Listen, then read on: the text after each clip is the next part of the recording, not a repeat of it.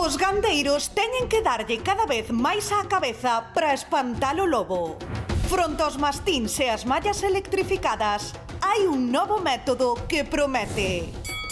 Burros contra o lobo. Hoxe, no termómetro. 11:45 seguimos aquí en directo no termómetro, pois esa é a pregunta, como actuar fronte aos ataques do lobo? Lembremos que xa hai 3 puntos na provincia da Coruña que elevaron a Xunta de Galicia esa petición de axuda para rematar co lobo. Ademais, deixanse moitos cartos os gandeiros en tratar de rematar con el, pero quizáis non caíron nunha posible medida moi eficaz, mercar un burro.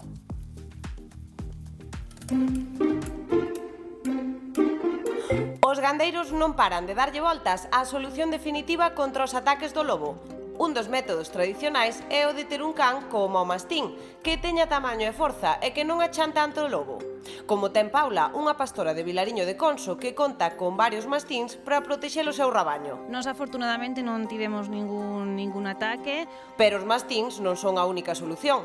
Tamén hai quen trata de pechar as súas fincas para evitar as incursións do lobo. Un método clásico é o da barbacá, que consiste en rodear o gando cunha cinta que cheire a humano. E por outra banda, no Centro de Investigacións Agrarias de Mabegondo fixeron un estudo con mallas electrificadas, aínda que non todos os intentos remataron con éxito. Neste proxecto diseñamos 3 tipos de cercados. Nunha ocasión conseguimos fotografiar o lobo saltando un peche de 1,55 m de altura. Malia todos os esforzos, os gandeiros galegos seguen intentando dar coa tecla. E agora chega unha solución novidosa, a incorporación de burros, porque aínda que parecen animais dóciles, non temen plantarlle cara ao lobo. 11:47. Bueno, Óscar, estás nunha granxa onde fixeron recentemente un estudio ao respecto destas capacidades que ten o lobo como centinela. Sabes, nos adiantaches algo? Hai un anaquiño que berra moi forte os burros, pero hai máis, non?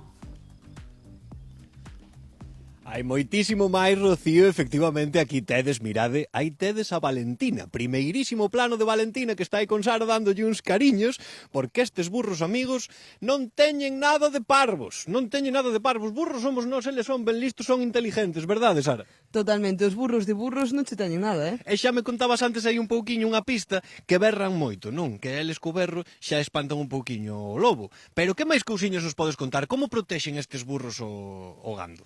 Pois mira, as nosas vacas son vacas acostumadas ao pastoreo, por iso desenvolven condutas de manada. Entón, se achega un lobo de noite, o burro fai dese sistema de alarma, os mastíns póñense en guardia, saben que vai acontecer algo, e as vacas que teñen desenvoltas esas condutas de manada, se hai unha vaca parindo ou vulnerable, tenden a deixala no centro do resto do grupo. Madriña, pero son listísimos. Son listísimos, entón, claro, isto crea un escenario malo para o lobo que pois prefire ir a outro sitio de caza máis fácil. De alguna forma o que fan é como un método de protección así en comuna, non? Tedes que ter tamén, ademais dos burros, tedes que ter os cans tamén, porque eses cans, eses mastíns tamén axudan a facer un pouco todo ese sistema, non?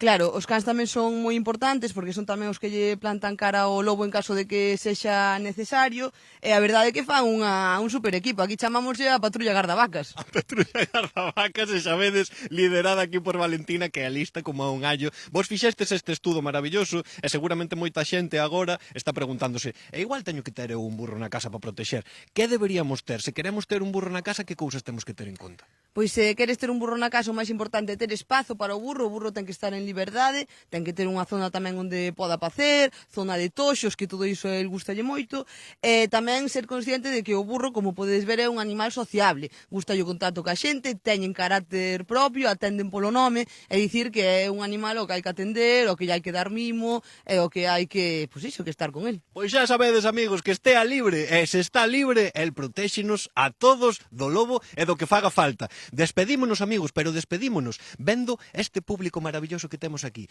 Todas estas vaquiñas que temos sanas e salvas grazas a estes burriños.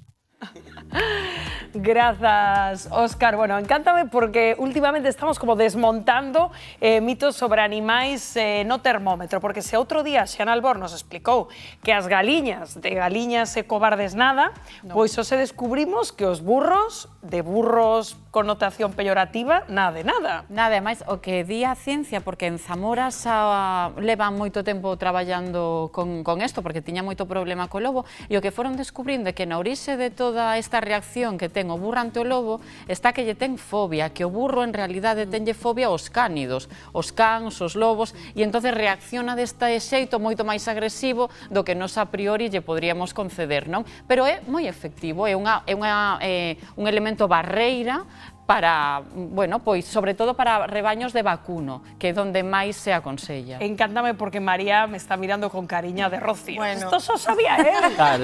Isto nos levámoslo facendo Toda a xa. vida. Claro, a ver, De sempre. Sí, antiguamente en todas as casas de Galicia había un burro, todas as casas tiñan un burro. Unha porque axudaba moitísimo no traballo, cargaba xa erva, carrexaba xa leña, axudaba a charar a la terra, pero hoxe vemoslle que ten este sentido porque el ten ese instinto protector. É verdad. A min chamoume moitísimo a atención, María, dígocho, Tamén o levaban moito ás feiras, e levábanlle nas alforjas, levábanlle años recién nacidos, cordeiriños recién nacidos, e el por eso tiña ese instinto de protección, e ten esa forza de enfrentarse ao lobo inda que perda, pero que ten ese temperamento e esa forza. Parecíanos máis cobardes. A min eso, efectivamente, chamoume moito a atención, é dicir, que o burro, como está contando María, lonxe de fuxir ante a presenza dun depredador, non, ataca, E aparte primeiro ten unha virtud que é o oído.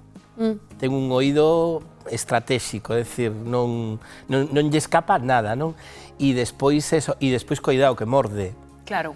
E ten unha dentadura que o lobo ten que medirse con el tamén, é dicir, que aparte, e o que decía que tamén que era máis ben para as vacas, non que para as ovellas, pero en todas as casas, María, había un burro ou dous. Ou menos. Ou cando falamos outro día so Santón do Mastín, claro, que tamén está como en desuso, ese emprego. Pero eu, por exemplo, que tuve a fortuna de pequeniño de que o meu abuelo me regalara un burriño que se chamaba Perico e tal, non? Pois son super cariñosos. Moi cariñosos. Eles queren mimos. Sí. O que pasa é que eles actúan máis ben como un sistema casi de alarma, non? Destes que están hoxe en día moi modernizadas, porque ademais emiten un sonido moi potente, e logo o que fan é que o lobo xa sabe que non é ben recibido ali onde está un burro, entón xa que non se acerca tanto, é un sistema, a ver, ás veces enfronta a él. Ante unha manda de lobos pouco pode facer, pero sí que alerta antes de tempo. Exactamente, o aviso, porque eles ventan moi ben, ventan polo seu olfato, notan o peligro e o cheiro do lobo, entonces, aínda que non se enfrenten eles, si dan o aviso para que os mastíns axuden. Que é mellor, casi. Entonces, o equipo perfecto. Unha maravilla. Sí, Santón. E que as vacas tamén teñen as súas estrategias de defensa, que decía aí, de que pois neste caso a que estaba parindo, pois metíana no centro e se hai un toro cas vacas xa é máis complicado, e os lobos sorprendentemente non son nada valientes. Intentan ir ao sitio donde máis fácil para eles. Por eso sempre atacan a cría. Pois 11:53 minutos.